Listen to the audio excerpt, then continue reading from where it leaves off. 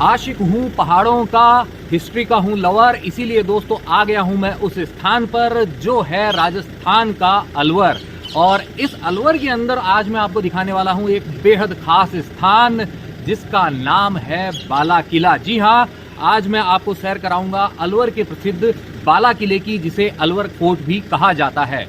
और अंदर जाने के लिए, वहां तक पहुंचने के लिए करना होगा मुझे ये द्वार पार, जो कि है सरिस्का अभ्यारण्य का ही हिस्सा। जी हाँ, जो बाला किला है यह सरिस्का अभ्यारण्य का जो क्षेत्र है उसी के अंदर स्थित है। यह सरिस्का बाग परियोजना का बफर क्षेत्र है। और अंदर जाने के लिए सबसे पहले आपको आना होगा यहाँ टिकट विंडो तक, जहाँ पे आप लेंगे टिकट। यहाँ दर्शन हो सकते हैं टाइगर के, क्योंकि उसी के लिए जाना जाता है सरिस्का। यहाँ पे है मेरे प्रदीप भैया जो आए हैं यहाँ जयपुर से मेरे साथ में। और इस तरफ है हमारे जगदीश जी सोनी जी जो हैं अलवर के ही निवासी। एंट्री गेट के पास में ही है फॉरेस्ट कैफे, जहां पे आप खाने पीने का आनंद ले सकते हैं।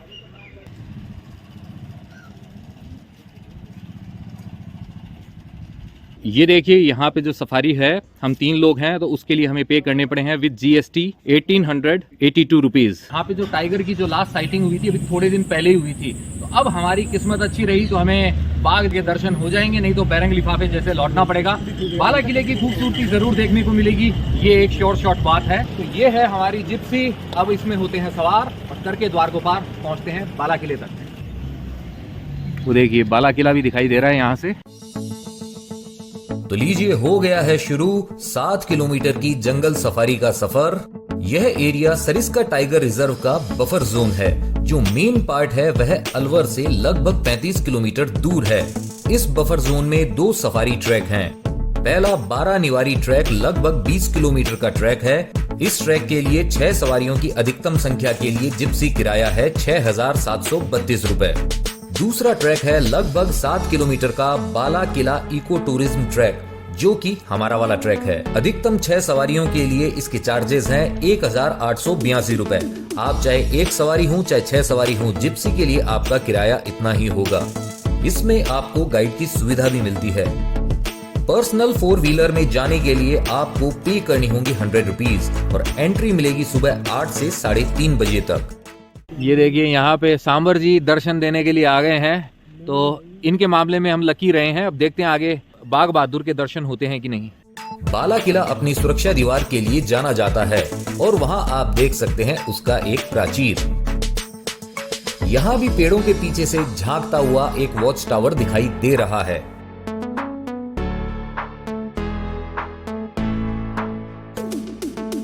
ये जो एरिया देख रहे हैं, ये राजा महाराजाओं के टाइम में हंटिंग पॉइंट हुआ करता था। यहाँ पर या तो वो जंगली जानवरों को पिंजरे में कैद करवाते थे या करते थे उनका शिकार।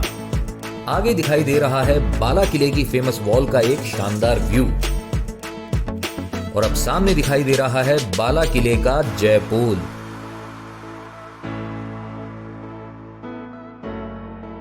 ऐसे इस किले के अंदर 52 बुर्ज बताए जाते हैं और इस तरफ से सीढ़ियां बनी हुई जिनसे ऊपर जाते हैं। और ये नीचे की तरफ जो द्वार है, अंधेरी पोल कहा जाता है इसे, 3rd नंबर का गेट है ये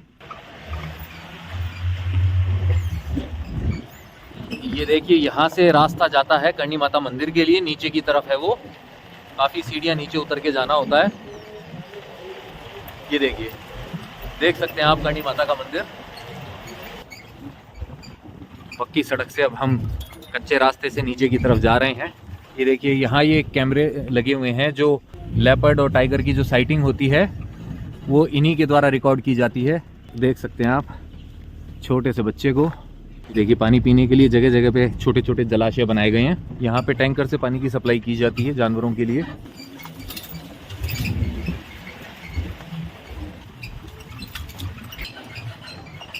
जंगल सफारी के अंदर हमारी जिप्सी आ पहुंची है करणी माता के मंदिर तक। अब जाके करते हैं वहां पे दर्शन और फिर करेंगे आगे का सफर इसी जिप्सी में।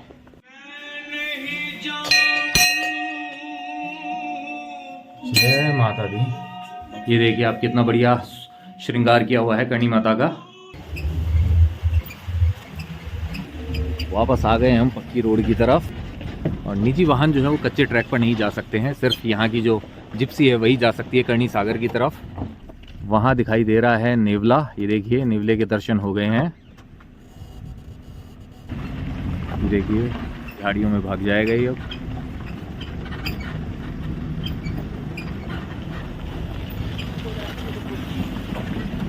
ये देखिए कितना पास। ये है चौथे नंबर का लक्ष्मण पोल गेट और अब हम बाला किले के बहुत पास पहुंच चुके हैं। आप सामने देख सकते हैं वहां।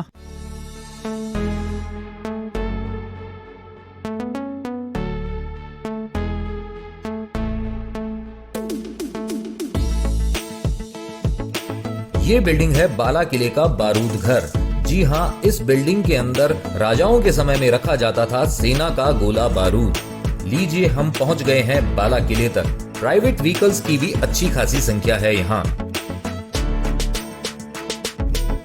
यहाँ आप देख सकते हैं एक तोप रखी हुई है इस तरफ और दूसरी तरफ भी है। ये देखिए, चलिए करते हैं अंदर प्रवेश। इस किले के अंदर सबसे पहले जो एक छोटी घड़ी का निर्माण करवाया था वो आमेर के जो नरेश थे काकिल जी, उनके पुत्र अलगू राय जी, उन्होंने करवाया था 1049 ईस्वी के अंदर। और उसके बाद में 13वीं शताब्दी के अंदर जो निकुंभ शासक थे उन्होंने यहाँ पर चतुर्भुजा देवी का जो मंदिर है उसका निर्माण करवाया था। निकुंभ शासकों के बाद में 15वीं शताब्दी के अंदर जो अलावल खां थे उन्होंने इस गढ़ी की जो प्राचीर है उसका निर्माण करवाया था। किले का जो पुनर्निर्माण करवाया था, जो गढ़ी थी उसका पुनर्निर्माण करवाया था वो हसन खां मेवाती ने करवाया था, ऐसा बताया जाता है। तो इस तरीके से धीरे धीरे इस किले का जो विकास होता गया, इसने एक दुर्ग का रूप ले लिया। बाद में इसके ऊपर मुगलों का अधिकार भी रहा था, मराठाओं का शासन भी रहा था, साथ ही जाट राजाओं का भी इसके ऊपर अधिकार रहा था। तो जो जाट राजा सूरजमल जी थे उन्होंने यहाँ पर एक जल स्रोत का निर्माण करवाया था जो कहलाता था सूरज कुंड। और इस तरीके से जाट शासकों के अधीन होने के बाद में इस किले पर अधिकार हुआ था। आमेर के ही, जयपुर के ही जो शासक थे प्रताप सिंह जी, उन्होंने इस किले के ऊपर अपना अधिकार कर लिया था। बाला किले का ये जो सीताराम जी का जो मंदिर है वो है यहाँ। तो यहाँ आप अंदर देख सकते हैं प्रभु श्री राम की नीलम की बनी हुई प्रतिमा है, ये देखिए। और माता सीता जो है वो गोल्डन कलर के अंदर है। राजा महाराजाओं की कुल देवी शैलेंद्री देवी है इस तरफ सिंह पे सवार। और इस तरफ आप देख सकते हैं सफेद संगमरमर की बनी भगवान विष्णु की प्रतिमा। मंदिर के पास में ही आप यहाँ देख सकते हैं ये तोप। तो ये जो तोप है यह बना तो दी गई थी लेकिन यह चली नहीं थी और इसका आगे का हिस्सा काटकर बाद में दिल्ली भेजा गया। और आप यहाँ देख सकते हैं इसके ऊपर खूबसूरत कलाकारी भी की गई है। अब मैं आपको बताता हूँ उस खास कुत्ते के बारे में जो चलाता था यहाँ पे तोप। जी हाँ, उसे कहा जाता था लॉर्ड विक्टर। इस किले के अंदर जहाँ पे तोपों का निर्माण होता था, बाद में उन्हें यहाँ पर लाकर उसका परीक्षण किया जाता था, चलाया जाता था। लेकिन धमाका इतना तेज होता था कि कानों के पर्दे भी फट जाते थे और कई बार क्या होता था परीक्षण के समय तोप भी फट जाती थी। तो इंसान की जान नहीं जाए इसके लिए एक कुत्ते को प्रशिक्षित किया गया था जिसे लॉर्ड विक्टर कहा जाता था। और वह उस तोप का परीक्षण करता था, उसमें आग लगाता था और फिर नीचे जो पानी का बना हुआ कुंड होता था उसके अंदर कूद जाता था ताकि धमाके की आवाज जो है उसके कानों पर असर नहीं डाले। एक खास बात मुझे यहाँ पर आने पर पता चली है कि वो जो विक्टर है यहाँ पे शहर वासियों को समय बताने के लिए तोप के गोले दागा करता था, एक जो निश्चित समय होता था। तो इस तरीके से अलवर शहर के जो निवासी थे उन्हें पता चल जाता था कि क्या समय हुआ है। सबसे बड़ी तोप है वो तो जयपुर के अंदर जयबान तोप है, लेकिन जो दूसरे नंबर की तोप थी उसका निर्माण यहाँ किया गया था, ऐसा बताया जाता है। और उसी के परीक्षण के समय में जब आग लगाई विक्टर ने उसके अंदर तो तोप फट गई और उसी हादसे के अंदर जो विक्टर है वह मारा गया। लेकिन उसके सम्मान के अंदर यहाँ पे उसकी समाधि बनाई गई है, उसका एक स्थान बनाया गया है। तो ये है विक्टर की छोटी सी कहानी। और ये जो हिस्सा आप देख रहे हैं किले का जिसको अभी रेनोवेट किया जा रहा है, शीशा लगा दिया गया है, यहाँ पे होती थी घुड़साल, यहाँ पे अस्तबल होता था, घोड़े बांधे जाते थे। इसमें लगाव की सीढ़ी आती। तो सीढ़ियों से ऊपर आते हैं तो दिखता है ये नज़ारा। दूर दूर तक आप देख सकते हैं इस किले की दीवार को और वहां पे आप देख सकते हैं अलवर शहर का विहंगम दृश्य। किले के अंदर कभी भी कोई युद्ध नहीं लड़ा गया, कभी भी खून नहीं बहा था इस किले के अंदर, इसलिए इसे कुंवारा किला कहा जाता है। वैसे तो इसके ऊपर मुगलों का अधिकार भी रहा है, मराठों का भी अधिकार रहा है, जाटों का भी अधिकार रहा है, लेकिन यहाँ पर अंदर कभी युद्ध नहीं हुआ था। संधि के तहत जो शासन का जो है वो ट्रांसफर हो जाता था, एक दूसरे तक वो सत्ता चली जाती थी, युद्ध नहीं होता था। और अब चलते हैं हम इस तरफ बाला किले के अंदर सुरक्षा के लिए दीवार में अनेक छेद बनाए गए थे। लगभग 446 छेद बताए जाते हैं। प्राचीर है उसके अंदर बनाए गए थे, इसकी दीवारों पर बनाए गए थे ताकि दुश्मन के ऊपर नजर रखी जा सके और जैसे ही वो पास आने की कोशिश करे उसके ऊपर गोलियां चलाई जा सके। आइए अब चलते हैं इस तरफ और देख सकते हैं आप इस पुराने दरवाजे को, और इस पे लगा है ताला, इसलिए हम आ जाएंगे इस तरफ और फिर से हम खुले एरिया में आ गए हैं। इस चौक के अंदर हम थे पहले और अब जाएंगे हम यहाँ इस तरफ। चढ़ाई करते हुए हम आ गए हैं ऊपर की तरफ। ये एरिया होता था रानियों का महल, रनिवास होता था इस बाला किले का।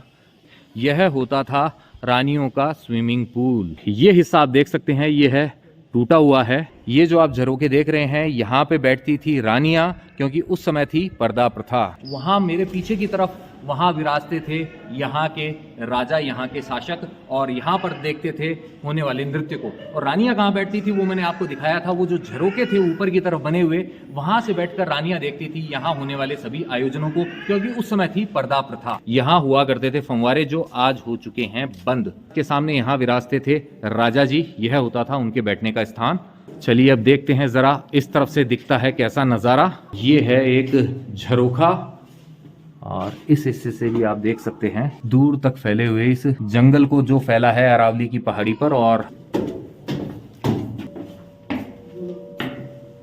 लीजिए आ गए हम ऊपरी हिस्से में और अब आपको दिखाएंगे अलवर का हसीन नज़ारा। उस तरफ से अलवर शहर है, ये कोहरे की चादर में लिपटा हुआ। ये देखिए चित्रकारी का नमूना आप देख सकते हैं यहाँ पर। ये देखिए यहाँ लिखा हुआ है मूर्ख, और ये वास्तव में मूर्ख ही हैं जिन्होंने ऐसा लिखा है। इस तरफ देखिए, ये देखिए इस कक्ष की छत को।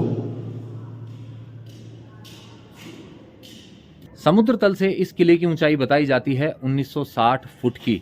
तो इस तरफ वाला जो हिस्सा है, मेरे पीछे वाला हिस्सा, वो है पुराने अलवर का, और इस तरफ वाला जो हिस्सा आ जाता है वो नया अलवर जो बसा है वो वाला है। और इन दोनों के पास में सटा हुआ है अरावली की पहाड़ी पर ये बाला किला। देखिए कितना प्यारा है ये, देख रहे हैं? तो लकड़ी के आधार पर टिकी हुई है ये छत। आइए चलते हैं,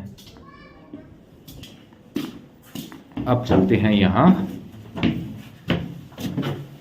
तो आ गए हैं हम इस किले की छत के ऊपर। खुला एरिया है ये पूरा का पूरा। झरोखे जहाँ पे बैठ के रानियां देखती थी नीचे कोर्टयार्ड में होने वाले फंक्शंस को, और सीढ़ियों की जगह आप देख सकते हैं यहाँ पे भी इस तरीके से ढलान है।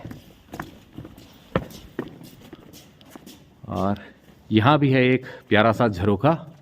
ये वाला जो भाग है आप देख सकते हैं ये जीर्ण शीर्ण अवस्था में है, टूट चुकी है ये पट्टियाँ।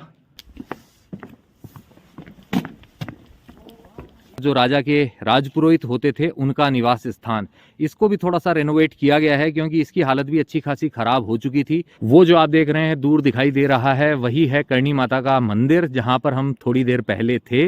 देख सकते हैं आप चारों तरफ से यह अरावली की पहाड़ियों से घिरा हुआ स्थान है। ये है रानियों के महल की पहली मंजिल। और अब चलते हैं नीचे की तरफ।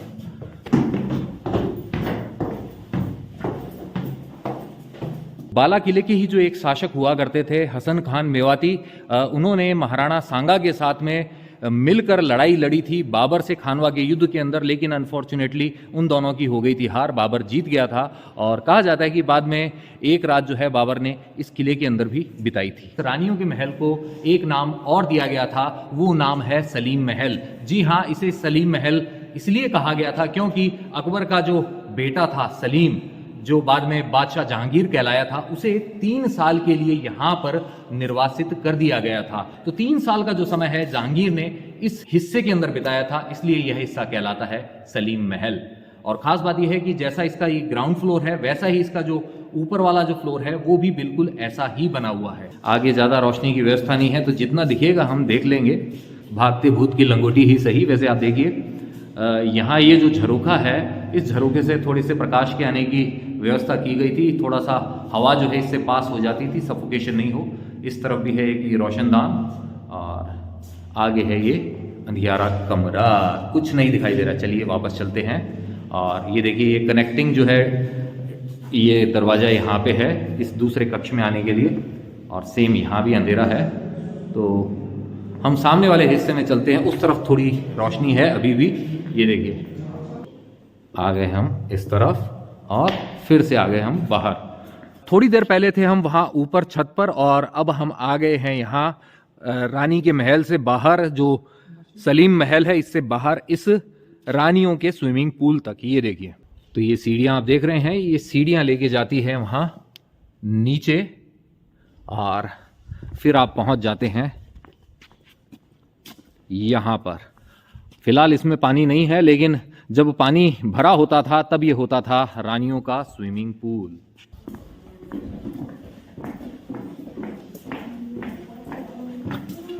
और ये है तोप को यहाँ से वहाँ शिफ्ट करने वाली गाड़ी। इसके ऊपर तोप की जो नली होती थी वो फिट हुआ करती थी, फिलहाल इसके ऊपर नहीं है, लेकिन वहाँ पीछे इस शीशे के अंदर आप देख सकते हैं बहुत सारी ये तोपें जो हैं यहाँ पर रखी हुई हैं। ये देखिए, तो बाला किला हमने एक बार देख लिया है, अब हम फिर से होंगे जिप्सी में सवार। ये है मेरी वाली सीट, पीछे वाली सीट, इससे मैं आराम से सारे नज़ारे कैप्चर करते हुए चलूंगा। बाला किले से अब हम जा रहे हैं चक्रधारी हनुमान मंदिर, और सामने दिख रहा है बारूद घर। आए थे हम इस रास्ते से, अब जा रहे हैं इस रास्ते पर जिस पर है चक्रधारी हनुमान जी का मंदिर। यहाँ बारूद घर की दीवारों पर बैठी हैं कई मोरनियां अपने मोरों के साथ, और इस तरफ भी बैठी हैं कुछ और मोरनियां। फिलहाल बारूद घर पर इनका ही कब्जा है। सामने दिख रही है एक पुरानी बिल्डिंग, क्या है ये अभी बताता हूँ। बाला किले के जो बारूद घर के पास में आप ये जो देख रहे हैं, ये यहाँ के जो राज सुनार हुआ करते थे, यह उनकी हवेली हुआ करती थी, और उनको दिया था मूसी रानी ने श्राप। मूसी रानी होने वाली थी सती, और राज सुनार के पास उन्होंने बनने के लिए दी थी अपनी पाजेब। तो वो जो पाजेब है वो इनकम्प्लीट रह गई थी, अधूरी रह गई थी, जबकि वो होने वाली थी सती। जो सुनार ने कहा कि जी वो तो पूरी नहीं हुई, अधूरी ही है, तो गुस्से में आके बाद में मूसी रानी ने उनको श्राप दिया था कि अब से तुम जो है अधूरे ही रहोगे, कभी पूरे नहीं होगे, कभी बसोगे नहीं। तो आप देख सकते हैं ये जो हवेली है यह उजड़ गई थी, और जो मूसी रानी का श्राप है वो फलीभूत हो गया था। राज सुनार की हवेली के बिल्कुल पास में ही है, यहाँ देखिए आप ये चक्रधारी हनुमान जी का मंदिर देख सकते हैं आप। तो ये देखिए बाला किले का चक्रधारी हनुमान जी का मंदिर है ये। जय बजरंगबली, तोड़ दुश्मन की नली। भगवान विष्णु के सुदर्शन चक्र के घमंड को चकनाचूर किया था हनुमान जी ने, और इसीलिए वो कहलाए चक्रधारी हनुमान जी, और उनके उसी स्वरूप का यह अनोखा मंदिर है। अब रास्ते में हमें दिखाई देगा बाला किले का एक और ऐतिहासिक स्थान, और क्या है उसका नाम वो जानेंगे आप बस थोड़ी ही देर में।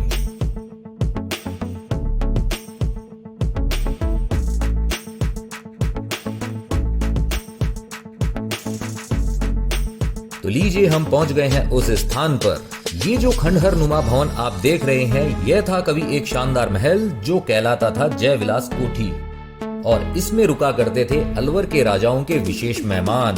जी हाँ, उनका था ये स्थान, फिलहाल है वीरान, और इस तरफ का हिस्सा होता था रॉयल गार्डन यानी राजसी उद्यान। चलिए चलते चलते एक बार फिर से देखिए जय विलास कोठी को। खंडहर को देख के ही आप अंदाजा लगा सकते हैं कि इमारत कभी क्या रही होगी। ये देखिए कितना पास में है ये। उस तरफ दिखाई दिया है वो भाग रहा है, वो है जंगली मुर्गा, रंग बिरंगा जंगली मुर्गा।